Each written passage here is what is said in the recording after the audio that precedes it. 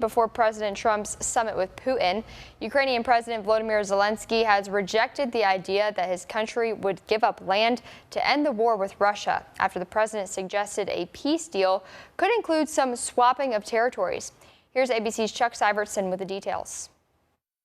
Vice President J.D. Vance in the UK this weekend meeting with European allies as President Trump prepares to meet with Russia's President Vladimir Putin. A U.S. official telling ABC News the talks produced significant progress toward President Trump's goal of bringing an end to the war in Ukraine. President Trump missing his own deadline to impose sanctions on Russia, instead agreeing to meet with Putin in Alaska on Friday, marking the Russian president's first meeting with a major Western leader since Russia invaded Ukraine more than 3 years ago. Ukraine's President Zelensky will not be at that summit. He held a flurry of calls with European leaders. Zelensky warning everyone can clearly see Putin's tactics. He fears sanctions and is doing everything to bail on them. He wants to gain territorial spoils for the second time already. French President Macron saying the future of Ukraine cannot be decided without the Ukrainians. President Trump has suggested a peace deal would involve exchanging territory. There'll be some swapping of territories to the betterment of both.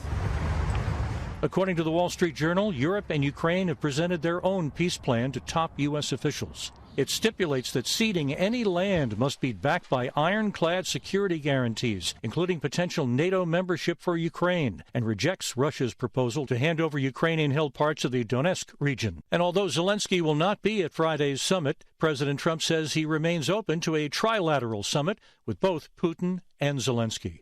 Chuck Syvertson, ABC News, New York.